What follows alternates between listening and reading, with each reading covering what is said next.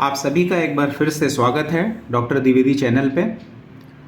आज हमारा टॉपिक है spectrum of hydrogen. Spectrum of hydrogen समझने के लिए हमें कुछ टर्म्स की जानकारी होना चाहिए। जैसे कई बार हम एटॉमिक स्पेक्ट्रम कहते हैं, कई बार लाइन स्पेक्ट्रम कहते हैं। तो जब किसी कंपाउंड को या एलिमेंट को हीट किया जाता है तो उसका टेम्परेचर थोड़ा राइज हो जाता है, उसका टेम्परेचर थोड़ा बढ़ जाता है। और जब टेम्परेचर बढ़ता है तो वो कुछ ना कुछ लाइट का इमिशन करता है, कुछ ना कुछ रेडिएशंस को इमिट करता है।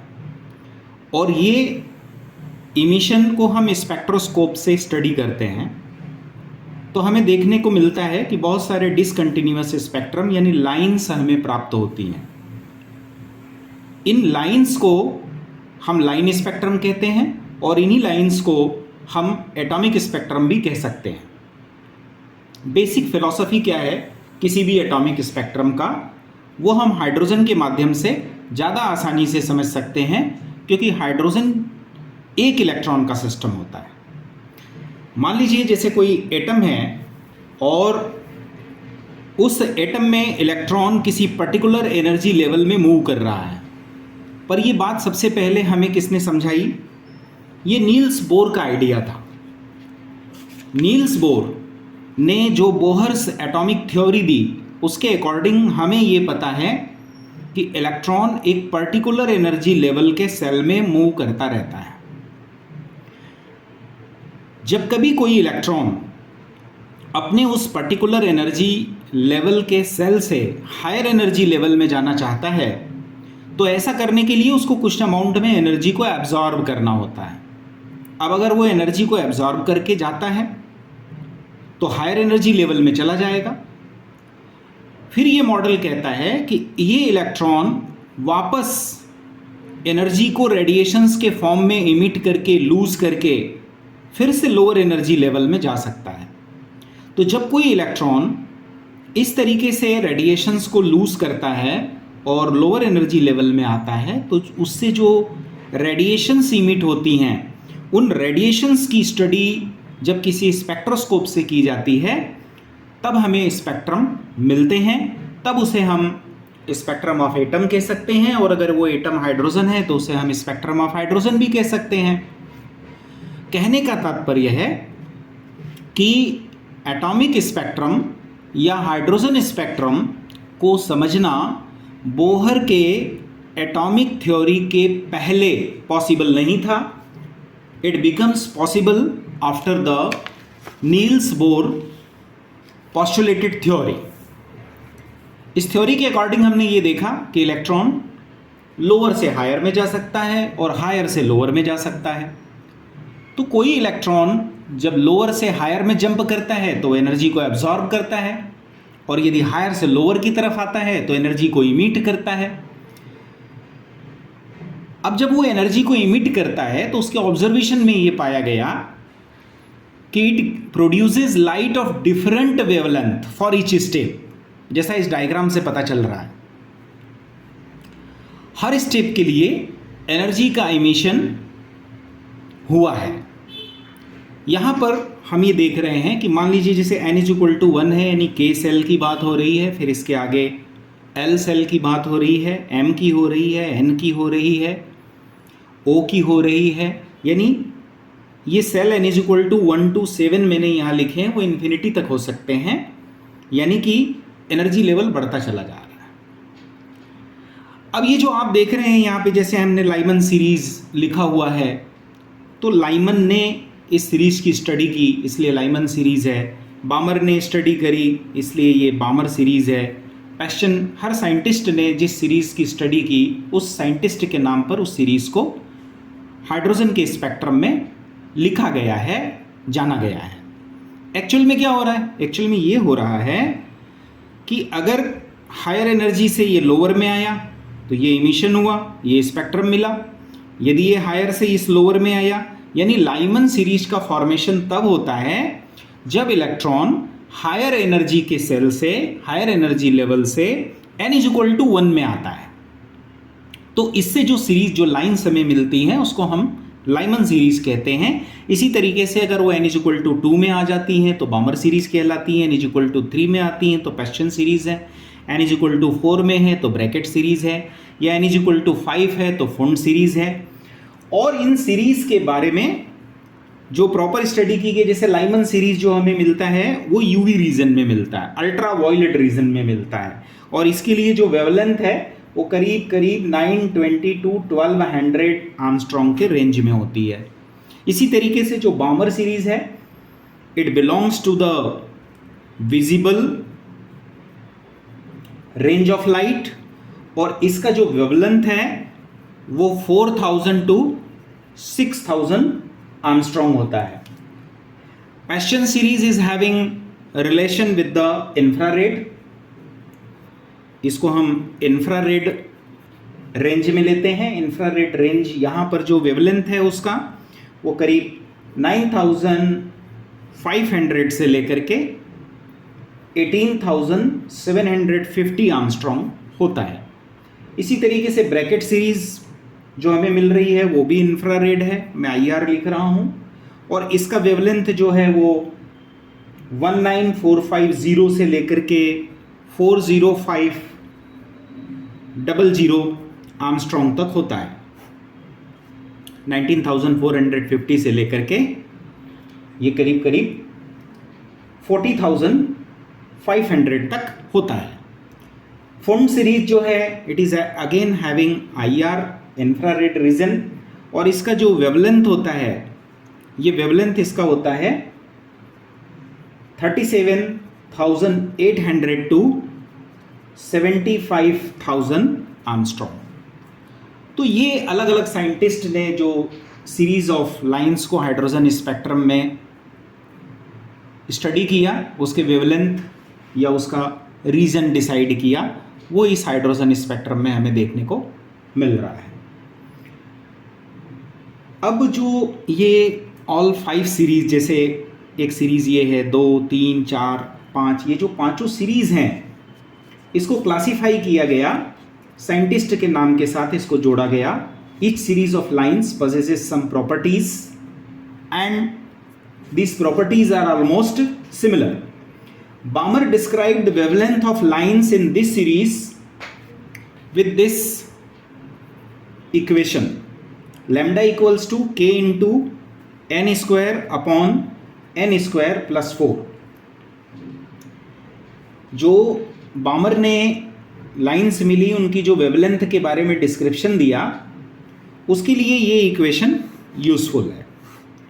इस इक्वेशन में लैम्डा तो वेवलेंथ है, आप जानते हैं, k एक कांस्टेंट वैल्यू है, n बदलता रहेगा, n की वैल्यू जो है वो 3, 4, 5, 6 हो सकती है।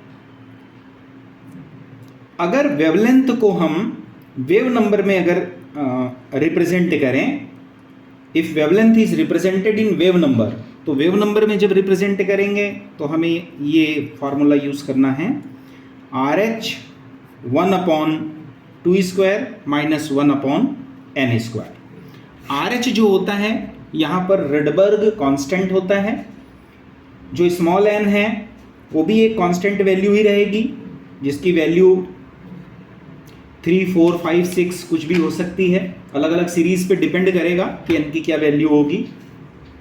और दूसरे सीरीज के लिए कुछ रिलेशंस इसी प्रकार से हम कोरिलेट कर सकते हैं, यानी हम इसको ऐसा लेंगे 1/λ is equal to into RH। अब हम यहाँ डायरेक्ट 2 नहीं लिख करके 1/n1² लिख सकते हैं। इससे क्या होगा, इससे हम वेवलेंथ को कैलकुलेट कर सकते हैं। अन्य किसी भी सीरीज के लिए वेवलेंथ का कैलकुलेशन हम इससे कर पाएंगे। यहाँ चूंकि हमने वैल्यू रख दिया तो ये पर्टिकुलर सीरीज के लिए हो गया। RH के बारे में आपको मैंने कहा ये रेडबर्ग कांस्टेंट है, और इस कांस्टेंट की जो वैल्यू है 1.097 इंटू 10⁵ सेंटीमीटर इनवर्स 1, ये इसकी वैल्यू है 1.97 इंटू 10⁵ सेंटीमीटर इनवर्स 1। N1 क्या है, यहाँ जो फार्मूले में हमने यूज़ किया है N1 वो क्या है, N1 is the value of principal quantum number. N1 जो है वो प्रिंसिपल क्वांटम नंबर, और N2 क्या है? N2 is a whole number whose value is greater than N1। N2 का वैल्यू हमेशा N1 से ज़्यादा होगा। जैसे लाइमन सीरीज की, मैं किसी सीरीज को लेके बात करूं, जैसे ये लाइमन सीरीज हम यहाँ देख रहे हैं, लाइमन सीरीज में आपको क्या दिखा? ये N1 मान लेते हैं हम, तो N1 की वैल्यू क्या हो गई? 1 हो गई। तो N2 की वैल्यू क्या हो जाएगी? N2 की वैल्यू क्या हो जाएगी? 2 हो सकती है, 3 हो सकती है, 4 हो सकती है। तो इस तरीके से N1 N2 का आप कंसेप्ट समझ सकते हैं। किसी पर्टिकुलर सीरीज के लिए हम ये बात बता सकते हैं। जैसे लाइमन सीरीज के लिए N1 की वैल्यू 1 हो जाएगी, N2 की वैल्यू 2 हो जाएगी, 3 हो जाएगी, 4 हो जाएगी, इस तरीके से बढ़ती जाएगी। इसी तरीके से अगर सीरीज बदल देंगे, बामर सीरीज की बात करेंगे, तो फिर N1 की वैल्यू हमें इसके हिसाब से लेनी पड़ेगी, वो वैल्यू 2 हो जाएगी। ये हम कुछ क्वेश्चंस करेंगे तो उसके माध्यम से हमको और आसानी से समझ में आ जाएगा। एक क्वेश्चन ले लेते हैं। Calculate the wave number of third line. Question है, calculate the wave number of third line in the Balmer series in hydrogen spectrum। In hydrogen spectrum, hydrogen spectrum में बामर सीरीज में हमें ये कैलकुलेशन करना है। RH की constant value 1.097 into 10⁵ centimetre inverse 1, ये हमें पता है। क्या फार्मूला यूज करेंगे? चूंकि हमें वेव नंबर कैलकुलेट करना है, तो wave number equals to Rydberg's constant into 1/n1 square upon n2 का स्क्वायर। अब यहाँ पर चूंकि बामर सीरीज है, तो बामर सीरीज में n1 की वैल्यू क्या होगी देख लेते हैं डायग्राम में। ये बामर सीरीज है, मैंने अभी कहा था इसके लिए n1 की वैल्यू क्या हो जाएगी, यहाँ पे 2 हो जाएगी। और बात किसकी करना चाहते हैं? थर्ड लाइन की करना चाहते हैं। तो क्या ये बामर सीरीज की पहली लाइन है, दूसरी है, क्या ये तीसरी लाइन है? तीसरी लाइन कहाँ से आ रही है? जहाँ n = 5 है। समझ पा रहे हैं? तीसरी लाइन कहाँ से आ रही है? जहाँ n = 5 है। तो अब हम यहाँ पे वैल्यू पुटअप कर देते हैं। n1 = क्या लिख सकते हैं? अभी हमने क्लियर किया, n1 का वैल्यू 2 रहेगा। क्वेश्चन में क्या पूछा गया? थर्ड लाइन के बारे में पूछा गया। थर्ड लाइन के लिए n2 का मान 5 है। अब हम आराम से वैल्यू रख सकते हैं 1.097 इंटू 10⁵ 1/2 स्क्वायर माइनस 1/5 स्क्वायर। हम इसको सॉल्व कर लेंगे और इसको सॉल्व करके जो वैल्यू आएगा वो हमारा फाइनल आंसर हो जाएगा।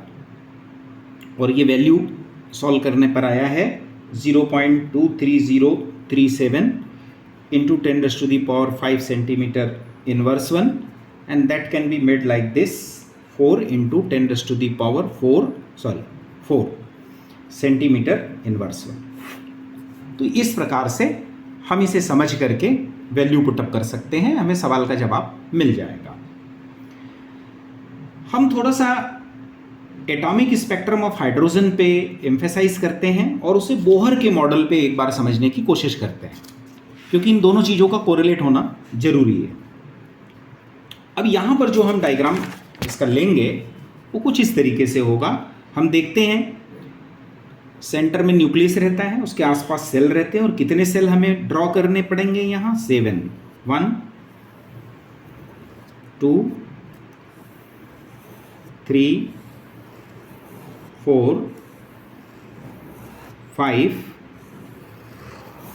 6 एंड 7। ये समझने के लिए हमने ड्रॉ किया है ताकि उसका कंसेप्ट क्लियर हो सके। ये न्यूक्लियस है, तो ये क्या होगा? ये n = 1 होगा। ये क्या हो जाएगा? 2 3 4 5 6 एंड 7। क्लियर है? 7 सेल है। अगर इसको लेटर के फॉर्म में हम देखें तो ये KLMNOPQ ये हो सकता है। ठीक है,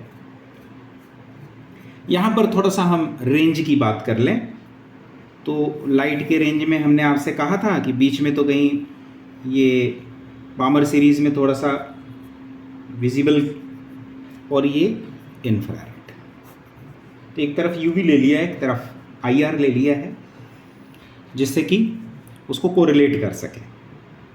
ठीक है, अब लाइमन सीरीज के बारे में हमने क्या देखा था कि इलेक्ट्रॉन जो है वो N1 तक जाता है। N1 तक जाएगा, जैसे मान लीजिए N1 कहाँ है, यहाँ पर है, तो एक लाइन आउटर मोस्ट से यहाँ जा रही थी, फिर 1 तक जा रही है, फिर यहाँ से 1 तक जा रही है, यहाँ से 1 तक जाएगी, फिर यहाँ से 1 तक जाएगी और फिर यहाँ से 1 तक जाएगी। अब ये जो आपको पूरी की पूरी सीरीज़ यहाँ से यहाँ तक जो ये सीरीज़ दिख रही है, इसको हम लाइमन सीरीज़ कह सकते हैं। और इसी तरीके से बामर सीरीज़ अगर लिया जाए तो बामर सीरीज़ में भी जो अलग अलग हमें लाइंस मिल रही हैं, जिनको हम alpha, beta, gamma, delta, epsilon कहते हैं, तो इलेक्ट्रॉन जो है वो कहीं से भी कहाँ आएगा, अल्टीमेटली आएगा n=2 में। तो n=1 को छोड़ते हैं, n=2 में जाते हैं, तो दिस वन इज कमिंग, ये यहाँ आएगा। इसी तरीके से जो इसका इलेक्ट्रॉन है वो भी यहाँ आएगा, ये भी यहाँ आएगा, तो n=2 में सारे के सारे लेवल से इलेक्ट्रॉन आएंगे।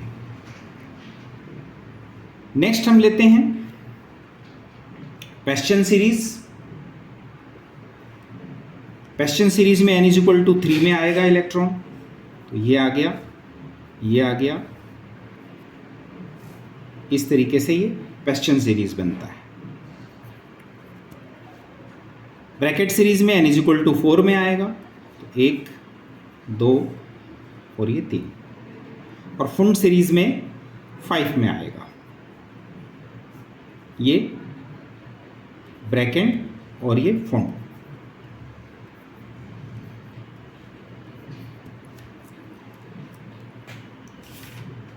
जब कभी इलेक्ट्रॉन जो होता है किसी डेफिनेट एनर्जी के ऑर्बिट में रिवॉल्व करेगा, तो या तो वो एनर्जी को एब्जॉर्ब करके हायर एनर्जी लेवल में खुद को प्रमोट करेगा, और या तो वो लोअर एनर्जी लेवल में आएगा।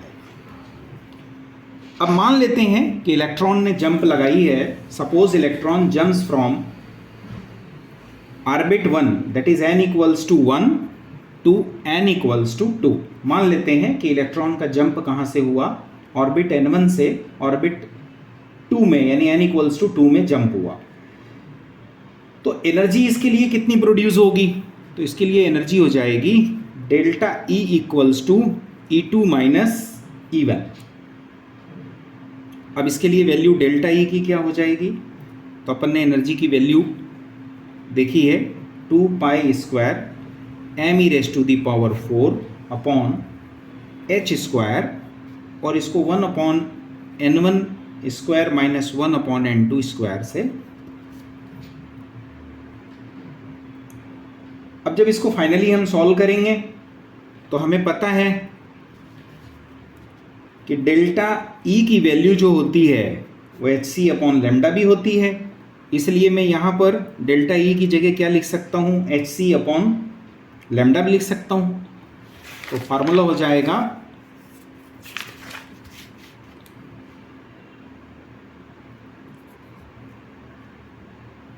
डेल्टा E = hc/λ होता है, इसलिए मैं डेल्टा E की जगह पे hc/λ लिख सकता हूँ, और ये 2π² m⁴ लिख सकता हूँ, और इसको 1/n1² - n2² से मल्टीप्लाई कर सकता हूँ। आगे hc/λ को अगर मुझे 1/λ लिखना है तो it can be written like this 2π² m e⁻⁴, यहाँ हो जाएगा स्क्वायर की जगह पे cube c 1/n1² upon 1/n2², इस तरीके से हो जाएगा। अब 1/λ की वैल्यू जो हमने अभी रिडबर्ग्स कांस्टेंट देखा था, ये इसका सॉल्यूशन हो जाएगा और इससे हमने फार्मूले को यूज़ किया था। ये किस तरीके से डिराइव हो रहा है, मान लीजिए इक्वेशन ए है और इसी को अगर मैं वेव नंबर फॉर्म में लिखता हूँ तो ये Rydberg's constant into 1/n1² minus n2² हो जाएगा। ये मान लीजिए बी है। तो आर एच की वैल्यू हम डायरेक्ट क्या लिख सकते हैं, 2π² m e⁻⁴ upon h³ c, जो यहाँ से हमने लिया है। तो इस तरीके से जब इसका हम सॉल्यूशन करते हैं, तो जैसा अभी हमने न्यूमेरिकल सॉल्व करते समय वैल्यू डायरेक्ट लिया था, तो वो स्टेप मुझे आपको बतानी थी कि कहाँ से आई है। 37 × 10⁵ सेंटीमीटर इनवर्स में। किसी भी हाइड्रोजन स्पेक्ट्रम में जो लाइंस हैं, किसी भी लाइन के लिए हम वेव नंबर और वेवलेंथ दोनों को कैलकुलेट कर सकते हैं। तो हमें ये बात समझनी चाहिए कि वेव नंबर और wavelength of any line in the spectrum of hydrogen में be calculated by substituting values of n1 and n2। हम सिंपल n1 और n2 की वैल्यू को रखेंगे और इनकी वैल्यूज रख करके हम वेव नंबर और वेवलेंथ दोनों का कैलकुलेशन आराम से कर सकते हैं। अलग अलग सीरीज़ के लिए n1 और n2 की क्या वैल्यू होगी, वैसे तो डायग्राम में क्लियर है, लेकिन एक बार हम उसको यहाँ फिर से बता देते हैं, फिर से क्लियर कर लेते हैं। जैसे पहला मान लेते हैं लाइमन सीरीज़ है, तो लाइमन सीरीज़ में हम देखते हैं कि n1 की वैल्यू 1 रहती है। आप डायग्राम से टैली भी कर सकते हैं। यूवी रेंज होता है, n1 की वैल्यू 1 होती है। हम यहाँ n1 n2 के रिस्पेक्ट में ले रहे हैं। n2 की वैल्यू यानी जस्ट इमीजिएट 2 होगा, 3 होगा, 4, 5, 6 डैश डैश, ठीक है। आगे के जो भी होंगे उसको लेना है आपको। नेक्स्ट है बामर सीरीज़। अगर बामर सीरीज़ को लेते हैं तो ये विजिबल रेंज में आता है और इसके लिए n1 की वैल्यू 2 हो जाएगी और n2 की वैल्यू अब 2 नहीं 3 से स्टार्ट होगी। वो डायग्राम से आपको ईजिली समझ में आ गया होगा, फिर भी उसको क्लियर करने के लिए एक बार फिर से यहाँ पर मैं आपको बता देता हूँ जल्दी से। n1 = 3, तो n2 की वैल्यू क्या हो जाएगी 4, 5, 6 dash dash bracket BRACKETT bracket है, तो n1 की वैल्यू 4, तो n2 की वैल्यू हो जाएगी 5, 6, 7। इसी तरीके से फोन्ट सीरीज़ जो है उसमें n1 की वैल्यू हो जाएगी 5 और n2 की वैल्यू हो जाएगी 6, 7 डैश डैश। अब हम इस पे बेस्ड कुछ क्वेश्चंस देख लेते हैं। एक क्वेश्चन हम ले रहे हैं, the velocity of electron in the 4th orbit of hydrogen. Velocity of electron in the 4th orbit of hydrogen, क्या वेलोसिटी है 0.545 इंटू 10⁸ सेंटीमीटर पर सेकेंड। क्या कैलकुलेट करना है, calculate the velocity of electron in its first orbit. दिया क्या है, velocity of electron in 4th orbit दिया हुआ है। 4th ऑर्बिट में जो इलेक्ट्रॉन की वेलोसिटी है वो आपको दे दी गई है। कैलकुलेट करने के लिए क्या कहा गया कि फर्स्ट ऑर्बिट में जो इलेक्ट्रॉन है उसकी वेलोसिटी को आप कैलकुलेट करिए। तो इसका फार्मूला होता है Vn। n का मतलब जो वैल्यू आपको दिया गया है, जिसके लिए जैसे 4th ऑर्बिट के लिए दिया है तो मैं डायरेक्टली V4 भी लिख सकता हूँ। ओके, पहले फार्मूला लिख लेते हैं। Velocity in first first orbit upon n, velocity in first orbit upon n। तो इसको मैं लिख देता हूँ 4 इक्वल्स टू, फर्स्ट ऑर्बिट में वेलोसिटी कितनी दी है वो अपने को फाइंड करना है, तो हमने फाइंड करने का लिख दिया, ठीक है। और ये v4 की वैल्यू दे रखी है और इसका वैल्यू फाइंड करना है। किसका करना है? जैसे फोर्थ ऑर्बिट का दिया हुआ है, ये फोर्थ कर दिया, इसकी वैल्यू क्या दी है यहाँ पे लिख लेते हैं 0.545 into 10⁸ equals to v1 upon 4। तो v1 की वैल्यू निकल आएगी, दैट इज 2.18 इंटू 10⁸ सेंटीमीटर पर सेकेंड।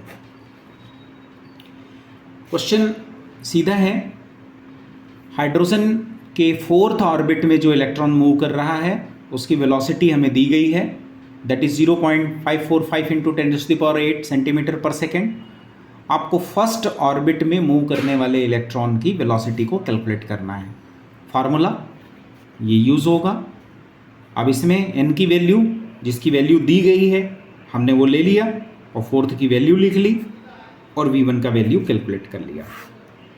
इसी तरीके से एक और भी क्वेश्चन लेते हैं, रेडियस कैलकुलेशन देखते हैं। क्वेश्चन है, calculate the radius of the third orbit of atom. क्या कैलकुलेट करना है? We have to calculate radius of the third orbit of atom, third orbit of atom. Calculate radius of the third orbit of atom while the radius of first orbit of hydrogen atom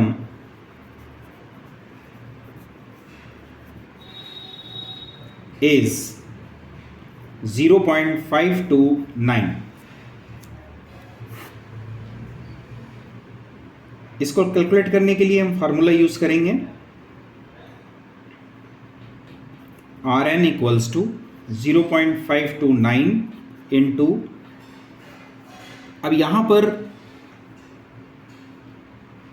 third, calculate radius of third orbit दिया गया है सवाल, तो हम n की value क्या करेंगे 3 लिख देंगे, तो 0.529 इंटू 3 स्क्वायर आर्मस्ट्रॉन्ग में इसकी वैल्यू आएगी, क्योंकि आर्मस्ट्रॉन्ग यूनिट में ही हमें वैल्यू मिली हुई है।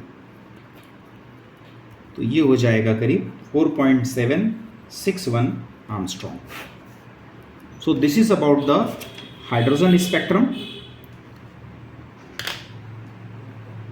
इसमें कोई प्रॉब्लम हो तो आप कमेंट सेक्शन में कमेंट दे सकते हैं। Thank you very much.